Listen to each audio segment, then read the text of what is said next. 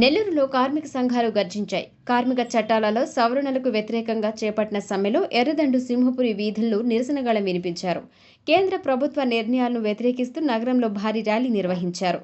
బోసుబొమ్మ కూడల నుంచి మొదలైన ఈ ర్యాలీ కనకమహల్, గాంధీ బొమ్మ, వీఆర్సీ కూడల మీదుగా మద్రాస్ బస్టాండ్ వరకు కొనసాగింది. ఉభయ కమ్యూనిస్టు పార్టీలతో పాటు వివిధ పార్టీలకు చెందిన కార్మిక సంఘాల నాయకులు, కార్యకర్తలు పెద్ద సంఖ్యలో ఈ ర్యాలీలో పాల్గొన్నారు. కేంద్ర రాష్ట్ర ప్రభుత్వాలకు వ్యతిరేకంగా కార్మికులు పెద్ద ఎత్తున నినాదాలు వినిపించారు. ర్యాలీ అనంతరం మాజీ ఎమ్మెల్సీ విటుపు బాలసుబ్రహ్మణ్యం మాట్లాడుతూ ప్రభుత్వ నిర్ణయాలను దుయ్యబట్టారు. ఎవరిని అడగకుండా, ప్రజాప్రతినిధులతో చర్చించకుండా కార్మిక చట్టాలలో సవరణలు తీసుకొస్తున్నారని విటుపు మండిపడ్డారు. ప్రభుత్వ ఆస్తులను ప్రైవేటు వ్యక్తులకు దోచిపెడుతున్నారని విమర్శించారు.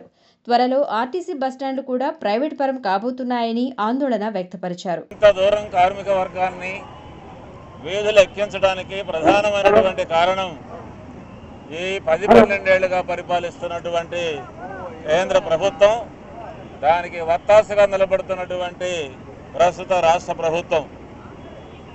ఒక వర్గాన్ని కాదు, దేశంలోని అన్ని వర్గాలని సంక్షోభంలో ముంచి అతలాకుతలం చేయడంలో ఈ ప్రభుత్వం గతంలో ఎప్పుడూ లేనంత ఘనకీర్తిని సాధించింది.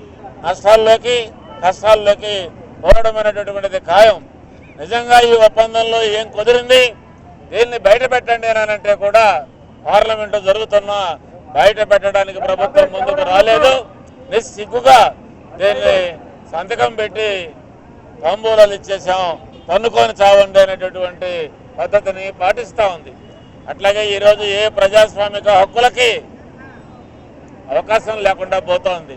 దురదృష్టవశాత్తు ఆంధ్రప్రదేశ్ని పరిపాలిస్తున్నటువంటి కూటమి ప్రభుత్వం కూడా మేము దేశానికి ఆదర్శం, మోడీకి ఆదర్శం అన్నట్టుగా వ్యవహరిస్తున్నాయి. రేపో మాపో మన నెల్లూరు జిల్లాలో, నెల్లూరు నగరంలో ఒక బస్టాండ్ కాస్త ప్రైవేటు పరం కాబోతా ఉంది. ఎంతకాలం నుంచి ఉన్న బస్టాండ్లు ఇవి, ఎంత విలువైనటువంటి స్థలాలు ఇవి, ఎంత అద్భుతమైనటువంటి ప్రజలకు సేవ అందించినటివి. ఏ మాత్రం బాధ్యత లేకుండా, వీటిని దయాదాక్షిణ్యాలు లేకుండా అదానికో మరొకరికో తిరుపతి బస్టాండ్తో సహా అప్పగించడానికి ఈ ప్రభుత్వం పూనుకోలేదు. మాటల డాంబికం తప్ప ఒక్కటంటే ఒక్కటి అంగన్వాడీలకు కానీ, ఆశా వర్కర్లకు కానీ, ఉద్యోగులకు కానీ, సాధారణమైనటువంటి వ్యవసాయ కార్మికులకు కానీ, రైతాంగానికి కానీ ప్రయోజనం కలిగించే పని చేయకపోగా రోజు పెద్ద క్వాంటమ్ వ్యాలీలని, మరొకటని, ఇంకొకటని మాట్లాడుతూ కాలం వెలిబుచ్చడంతో పాటు దుర్మార్గమైన దమన కాండకి తెలుగుదేశం ప్రభుత్వం కూడా పూనుకుంటోంది.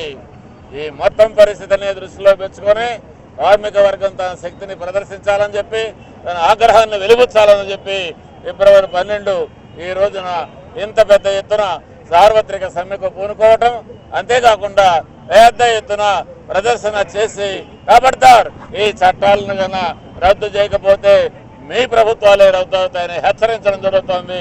ఇంత పెద్ద పోరాటానికి పూనుకున్నటువంటి కార్మిక సంఘాలన్నిటికీ, కార్మికులందరికీ నేను జేజేలు పలుకుతూ మన పోరాటం విజయవంతమై తీరుతుందన్న ఆశాభావంతో ముగిస్తున్నాను మిత్రులారా.